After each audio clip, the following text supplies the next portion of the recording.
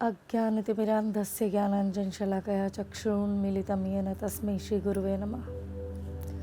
सच्चिदानन्दरूपाय विश्वोत्पत्त्यादिहेतवे तापत्रयविनाशाय श्रीकृष्णाय वयं नमः। अखण्डमण्डलाकारं व्याप्तं येन चराचरं तत्पदं दर्शितं येन तस्मै श्रीगुरुवे नमः। नामसङ्कीर्तनं यस्य सर्वपापप्रणाशनं प्रणामो दुःखशमनस्तं नमामि हरिं परम्।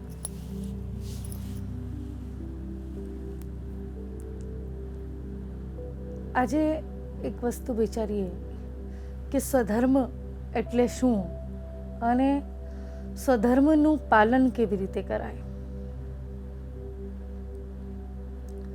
હવે જુઓ, એક ઉપરથી પહેલાં એક વાત સમજી લઈએ ઉપરથી કે ધર્મનું આચરણ જ્યારે ઈચ્છા થાય ત્યારે તરત કરો।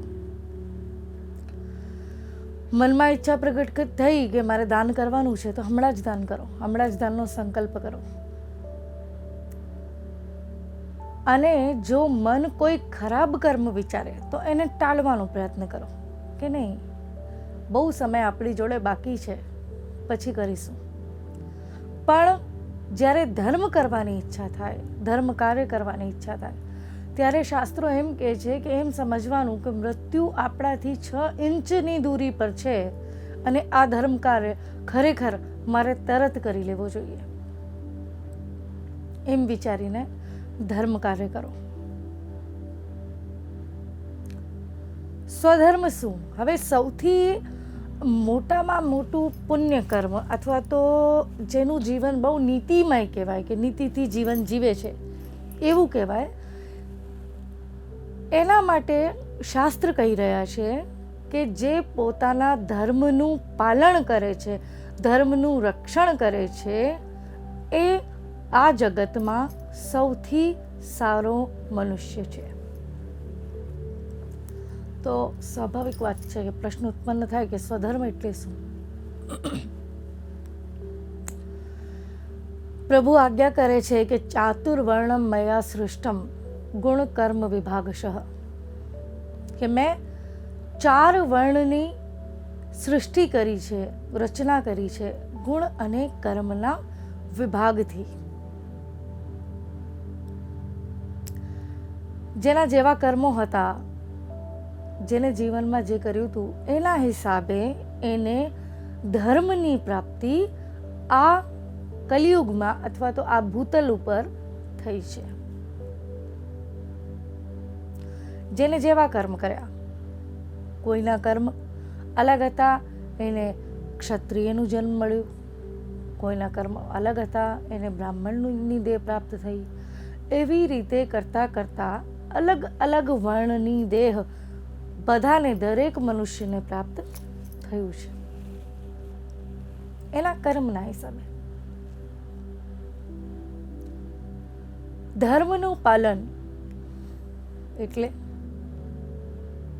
તમે બ્રાહ્મણ છો, બ્રાહ્મણનું ધર્મ શું છે? પોતે અધ્યયન કરે અને બીજાને અધ્યયન કરાવે, પોતે પૂજન કરે, બીજાને પૂજન કરાવે, પોતે દાન આપે અને દાનનું ગ્રહણ પણ કરે, પોતે યજ્ઞ કરે અને બીજાને યજ્ઞ કરાવે। આ બ્રાહ્મણ ધર્મની વાત થઈ। એવી જ રીતે દરેક વર્ણ માટે અલગ અલગ વ્યવસ્થા છે અને અલગ અલગ ધર્મનું પાલન કરવાની આજ્ઞા થઈ છે। અને એક બીજી વાત, ધર્મો રક્ષતિ રક્ષિતઃ, કે જે ધર્મનું રક્ષણ કરે છે એનું રક્ષણ ધર્મ કરે છે। ધર્મરાજ યુધિષ્ઠિર, એમને મને આપણા ધર્મરાજ નથી કહેતા, જીવનમાં કેટલું બધું બલિદાન, કયા સ્તરનું બલિદાન હશે, અને એ બલિદાનની સાથે આખું જીવન વ્યતીત કર્યું છે, 1-2 દિવસ નહીં, આખું જીવન। ધર્મની સાથે જીવવું આજના સમયમાં બહુ મુશ્કેલ થઈ ગયું છે। અજ્ઞાનતા બી એક આમાંથી કારણ હોઈ શકે કે લોકોને ખબર જ નથી. જે લોકો આ રીતના જીવવા માંગે છે એ લોકોને ખબર જ નથી અમારે કરવું શું જોઈએ. તો એ લોકોની ભૂલ ના કહેવાય, એ લોકોને માધ્યમની પ્રાપ્તિ નથી, એ લોકોને સત્સંગની પ્રાપ્તિ નથી. કોઈ પ્રશ્ન બહુ જ ઇન્ટેલિજન્ટ કોઈ છાત્ર હોય, ભણવામાં બહુ બુદ્ધિમાન હોય,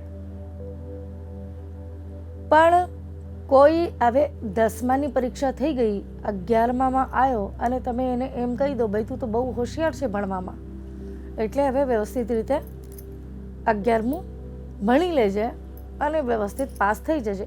આ કેવી રીતે શક્ય છે અધ્યાપક વગર? જ્યાં સુધી ટીચર ના હોય ત્યાં સુધી ભલે ને 10મામાં ગમે એટલા 99% નંબર આવ્યા હોય તોય આ વસ્તુ શક્ય નથી એના માટે, જ્યાં સુધી કોઈ અધ્યાપક ના હોય. એટલે કદાચ કેટલાક લોકોના જીવનમાં આ વસ્તુ બની રહી હશે કે જાણવા માંગે છે, કરવા માંગે છે, પાલન કરવા માંગે છે, પણ કોઈ સાધન નથી. કોને પૂછીએ?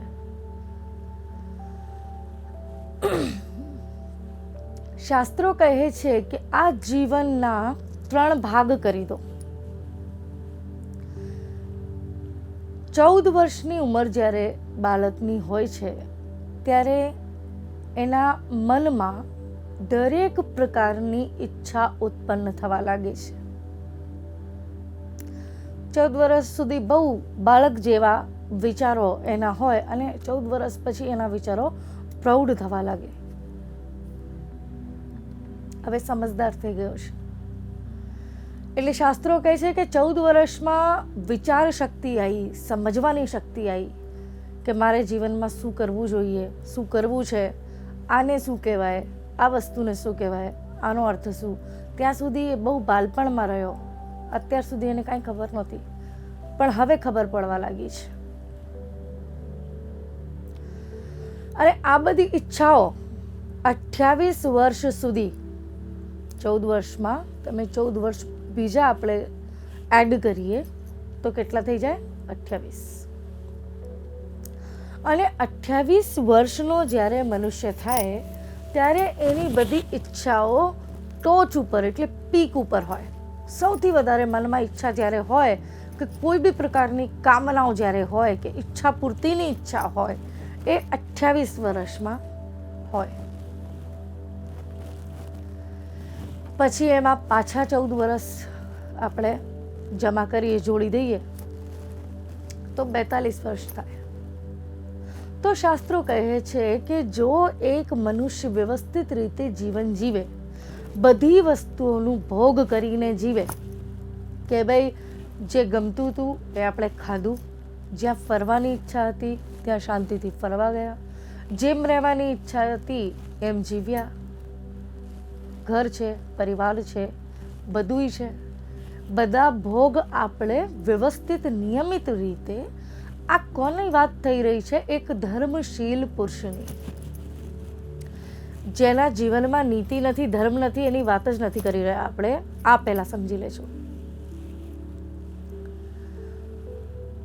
42 વર્ષનો જ્યારે આ મનુષ્ય થાય ત્યારે આ બધી ઈચ્છાઓ નીચે ઉતરવા લાગે. પછી કોઈ બી ઈચ્છા રહી નથી જતી મનમાં. પછી મનુષ્યનું હૃદય જે છે, મન જે છે, વિચારો જે છે એ ધર્મ પ્રત્યે ઓટોમેટિક વળવાના ચાલુ થઈ જાય. એક સર્વે કરવામાં આવ્યો અને એમાં આ વસ્તુ ખબર પડી કે 42 વર્ષ પછીના જેટલા લોકો છે એ લોકોને જ્યારે પ્રશ્નો પૂછવામાં આવે છે તો એ લોકોના પ્રશ્ન વધારે પડતા ધર્મ વિષયક જ હોય કે ભાઈ અમારે હવે શું કરવું જોઈએ જીવનમાં, અને અમારું ધર્મ શું છે અમને બતાવો. સેવા, જનસેવા કરવી જોઈએ, ગૌ સેવા કરવી જોઈએ, શું કરવું જોઈએ. એટલે આ એક સર્વે થયો, એની વાત હું તમને કરું છું કે 42 વર્ષ પછી ખબર પડી કે ભાઈ લોકોના, જે લોકોએ નિયમિત જીવન જીવ્યું, ધર્મશીલ લોકો જે હતા, હવે જે લોકોના જીવનમાં કોઈ નીતિ નિયમ નથી, અધર્મનું આચરણ કરે છે, એ લોકો માટે તો 60 વર્ષ શું 80 વર્ષ એ કોઈ માયને રખતા જ નથી, કોઈ મતલબ જ નથી. એ તો દરેક ઉંમરમાં સરખા જ હોય. પણ જે વ્યક્તિ નીતિથી જીવન જીવે છે એ વ્યક્તિની વાત અહીંયા થઈ રહી છે, શાસ્ત્રોમાં જે બતાવવામાં આવે છે. આપણે આમ જનરલી પણ કહેતા હોઈએ કે નિયમ વગરની જિંદગી સાવ બેકાર છે, કે જીવનમાં કોઈ નિયમ જ નથી, કોઈ લક્ષ્ય નથી, તો જિંદગીનું મહત્વ શું? શું કરવા આવ્યા અહીંયા આપણે એ જ ખબર નથી, તો મતલબ શું? અને બહુ સમય નીકળી જાય. એક વસ્તુ સમજો કે આખી તમે ખેતરમાં બધું જે કંઈ હતું એ બધું સુકાઈ ગયું, અને પછી જ્યારે વરસાદ પડ્યો તો એ વરસાદનો અર્થ શું? જ્યારે પાણીની જરૂર હતી ત્યારે તડકો હતો, ત્યારે પાણીની કોઈ વ્યવસ્થા નહોતી, એટલે આ તડકાના હિસાબે આખું ખેતર આપણું જેટલી મહેનત કરેલી એ બધી સુકાઈ ગઈ, ખરાબ થઈ ગઈ, નષ્ટ થઈ ગઈ, અને હવે વરસાદ પડે છે. એનો અર્થ, એનો ફાયદો શું? મોટા ભાગે લોકોના જીવનમાં આ થતું હોય છે કે જ્યારે સમજણ પડે ત્યાં સુધીમાં બહુ મોડું થઈ ગયું હોય. આ તો જીવ એટલો બધો સ્વાર્થી છે, શું વાત તમને કરવા જાઉં. લોકોને કોઈ શારીરિક તકલીફ હોય, માનસિક તકલીફ હોય, હોસ્પિટલમાં એડમિટ હોય, ત્યાં માનતાઓ માને હું આ કરીશ, તે કરીશ, કારણ કે આ એક બહુ સુંદર વાત છે કે પહેલા સુખ નિરોગી કાયા, કે સૌથી વધારે મનુષ્યને શું ગમે? કે સ્વસ્થ શરીર હોય એ જ સૌથી વધારે ગમે. એટલે હોસ્પિટલમાં હતા ત્યાં સુધી ખૂબ કે હવે તો બસ અહીંથી બહાર નીકળી જવું, એક વખત હવે કંઈ કરવું જ નથી આ જીવનમાં, કંઈ છે જ નહીં, કારણ કે ત્યાં બીજા બધા જે આયા હોય રોગીઓ એ લોકોને જુએ એટલે મનમાં એમ થાય કે આ જીવનમાં કાંઈ છે જ નહીં પ્રભુ સિવાય. અને અહીંથી બહાર એક વખત નીકળ્યો નહીં કે બસ પ્રભુ નામમાં તલ્લીન થઈ જવું છે, હવે જીવનમાં કાંઈ નથી કરવું. અને બહાર નીકળીને જેમ શરીરમાં બલ આવ્યો એમ આપણે ઠાકુરજીને ભૂલી ગયા. આ વાત છે. આપણે દ્રઢ નિશ્ચય નથી, કોઈ બી વાતનો નિશ્ચય કર્યો એની ઉપર અટલ રહેતા જ નથી, એક દિવસ નહીં, 2 દિવસ બી નહીં, પછી કેવી રીતે?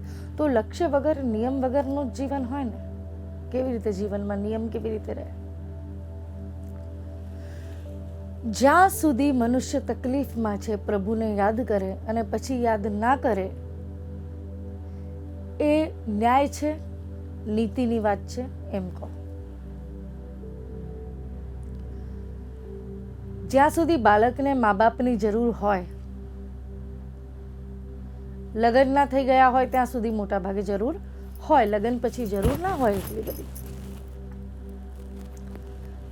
ત્યાં સુધી મા બાપની જોડે રહે, પ્રેમપૂર્વક વ્યવહાર કરે, વાતચીત કરે, અને પછી મા બાપને ભૂલી જાય તો મા બાપને કેવું લાગે મને એમ કહો. અને કોને કોને દોષ આપે છે એ વસ્તુ જુઓ. આ વહુના હિસાબે એવું થયું છે, વહુની માના હિસાબે એવું થયું છે, વહુના ભાઈના હિસાબે એવું થયું છે, આવો નહોતો હવે આવો થઈ ગયો. કોને કોને દોષ આપવા જાય છે વિચારો એક વખત. પણ આ તો એક વિધિનો વિધાન છે.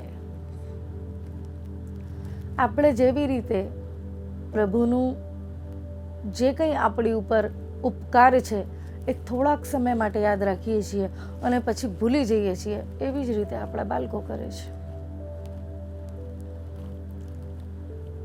તમને આ જીવનના ભૌતિક સુખો જે છે, લૌકિક સુખો જે છે, એટલા બધા પ્રિય છે કે એને છોડીને ઠાકુરજીની પાસે જવાનો સમય જ નથી, ઠાકુરજીની સન્મુખ થવાનો સમય જ નથી, ઈચ્છા જ નથી. બીજાને દોષ આપવાથી મતલબ નથી. જુઓ,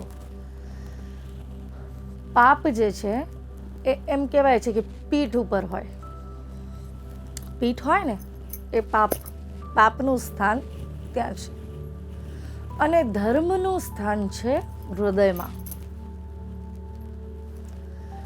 એટલે આપણે શું કરીએ છીએ કે પોતાની પીઠ તો આપણને દેખાતી નથી, એટલા માટે પોતાના પાપ આપણને દેખાતા નથી, પોતાના ધર્મ પુણ્ય કેટલા કર્યા છે એ જ દેખાય છે. અને બીજાનું પુણ્ય કોઈ દિવસ ના દેખાય, એની પીઠ જ દેખાય, એના પાપ જ દેખાય આપણને. સ્વાર્થ ક્યાં સુધી, કેટલી હદ સુધી? આપણી ભૂલ હોય, આપણે એમ વિચારીએ છીએ કે ક્ષમા કરી દો. મેં કોઈ ભૂલ કરી, મોટામાં મોટી ભૂલ કરી, અક્ષમ્ય અપરાધ કર્યો જેની કોઈ ક્ષમા નથી, તો એ શું વિચારીએ કે માફ કરી દો, છોડી દો, ભૂલી જાઓ, આવડી કંઈ મોટી વાત નથી. અને જ્યારે બીજાની ભૂલ હોય તો આપણે એમ સમજીએ છીએ કે નહીં, એને માફ નથી કરવાનો, માફ કરવાની જરૂર નથી, એને તો સજા મળવી જ જોઈએ. આવા સ્વાર્થી વિચાર કેમ?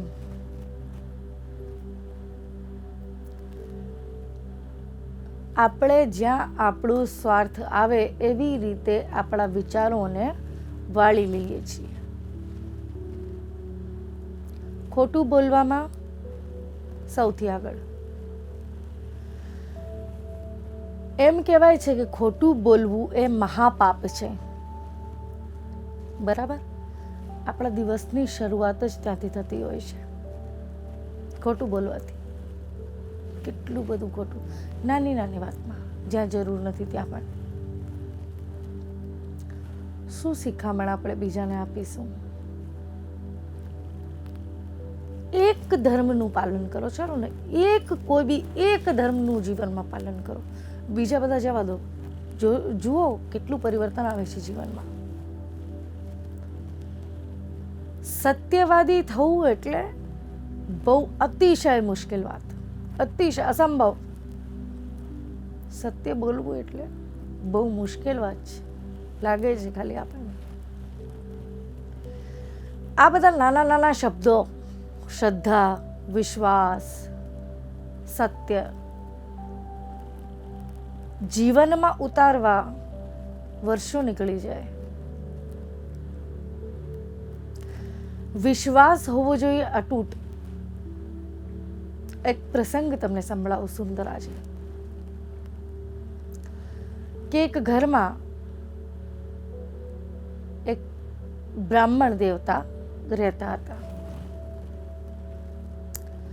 અને એ ઘરની અંદર ઠાકુરજી બિરાજતા.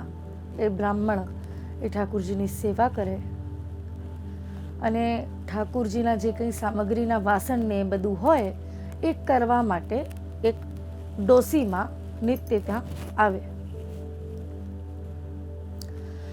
હવે એ ડોસીમાને ઠાકુરજીની કૃપા હતી, કોઈ જગ્યાએ ભજન કે એવું કંઈ શીખ્યા નહોતા, કે સુર કે એનું જ્ઞાન નહોતું, પણ ઠાકુરજીની કૃપા હતી કે કંઠ બહુ જ સારું હતું, બહુ સુંદર ગાય, બહુ સુંદર ગાય. એટલે શું કરે કે વાસણ કરતા જાય અને પોતાના ભજન ચાલુ રાખે.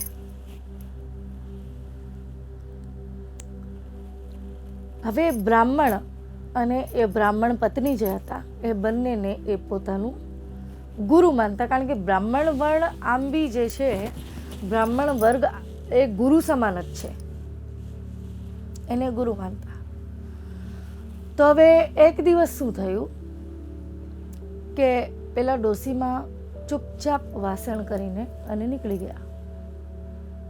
બીજા દિવસે બી સેમ વાસણ કર્યા અને નીકળવા લાગ્યા. એટલામાં જે બ્રાહ્મણ પત્ની હતા એ પહોંચી ગયા. એમને કીધું કે ઊભા રહો માજી, કેમ 2 દિવસથી તમે કીર્તન નથી કરતા, ભજન નથી કરતા, ચૂપચાપ વાસણ કરીને નીકળી જાઓ છો? બહુ આનંદ આવે છે તમારા ભજનમાં. એ માજી કહે છે કે આપની વાત સાચી છે પ્રભુ, પણ હું ભજન કરવા જાઉં છું, મને ખબર નહીં શરીરમાં શું થવા માંડે છે, મારા હાથ પગ ઢીલા થઈ જાય છે, પરસેવો થવા લાગે છે, અને પછી મારાથી વાસણ વ્યવસ્થિત રીતે થતા નથી. એટલે મેં ભજન બંધ કર્યા કે ભાઈ આ બી સેવા છે, વાસણની સેવા એ વ્યવસ્થિત થવી જોઈએ, એટલે મેં બંધ કર્યા છે. એ કહે છે નહીં, નકામી વાતો નહીં કરવાની. એવું કાંઈ નથી થતું, આ તમારા મનનું ભ્રમ છે ખાલી. અને કાલથી તમે ભજન કરજો અને વાસણ બી કરજો, હો, કાંઈ નહીં થાય. બરાબર છે. એમ કરીને ત્યાંથી નીકળી ગયા. હવે આયા તો ભજન કરે છે ને વાસણ કરે છે. 4-5 દિવસ નીકળી ગયા. પછી પેલા બ્રાહ્મણના જે પત્ની હતા એ પેલા ડોસીમાને બોલાવે છે અને કહે છે કે બોલો શું થયું, કાંઈ વાંધો પડ્યો? મેં કીધું તું ને કે પ્રેમથી ભજન બી કરો અને વાસણ બી કરો. તમે 5 દિવસથી ભજન કરો છો ને વાસણ કરો છો, કોઈ તકલીફ પડે છે તમને? એ ડોસીમાં શું કહે છે કે કેમ મસ્કરી કરો છો મારી? તો પેલા કહે છે કેમ, મેં શું મસ્કરી કરી? તો કે હું ક્યાં વાસણ કરું છું ગયા 5 દિવસથી? આપે જ્યારે મને કીધું કે ભાઈ તમે ભજન પણ કરો અને વાસણ પણ કરો, એના આગલા દિવસે જ્યારે હું અહીંયા આવી ત્યારે બહાર મને એક છોકરી મળી. એને કીધું માજી તમે ચલો અંદર, તમે ભજન કરજો બેસીને, વાસણ હું ઘસી નાખું છું. અને એ છોકરી નિત્ય મને બહાર મળે છે, એની સાથે હું આવું છું, વાસણ એ કરે છે ને હું ભજન કરું છું. હવે બ્રાહ્મણ પત્ની કહે છે કે શું કામ ખોટું બોલો છો? હું તો બહાર જ હોઉં છું, નિત્ય તમને જોઉં છું. તમે એકલા જ વાસણ ઘસતા હો, બીજું કંઈ હોતું જ નથી, કેમ ખોટું બોલી રહ્યા છો? હવે વિચારવાની વાત એ છે કે બંનેમાંથી ખોટું કોણ બોલે છે? કોઈ ખોટું નથી. બ્રાહ્મણ પત્નીને દેખાઈ રહ્યું છે કે પેલા માજી વાસણ કરે છે, પણ ખરેખર માજી વાસણ કરતા જ નથી. એ છોકરી જે જોડે આવે છે એ વાસણ કરે છે, પણ એ અદ્રશ્ય છે, એ માજીને નથી દેખાતી. એટલે તમે વિચારો કે ભક્તો માટે પ્રભુ કેટલું શ્રમ લે છે. પોતે આવીને પોતાના હેઠા વાસણ જે છે, જૂઠા વાસણ જે છે એ ઘસીને જાય છે બેસીને. એ ભક્ત વત્સલતા, એ કરુણા વિચારણીય નથી? એવા પ્રભુ છે. વાત છે શ્રદ્ધાની, વિશ્વાસની. લોકો વિશ્વાસની વાત કરો એટલા હદ સુધી પહોંચી જાય, અંધવિશ્વાસ કરવા લાગે. એ પણ કરવાની જરૂર નથી, પણ એક સાધારણ સામાન્ય ઠાકુરજીમાં, ગુરુમાં વિશ્વાસ તો રાખો. એમાં કેટલા તર્ક! હું કાયમ લોકોને એ જ કહું છું કે કોઈ પ્રશ્ન છે, પૂછવાની પૂરેપૂરી છૂટ છે, પૂછો. અહીંયા નહીં પૂછો તો કોને પૂછવા જશો?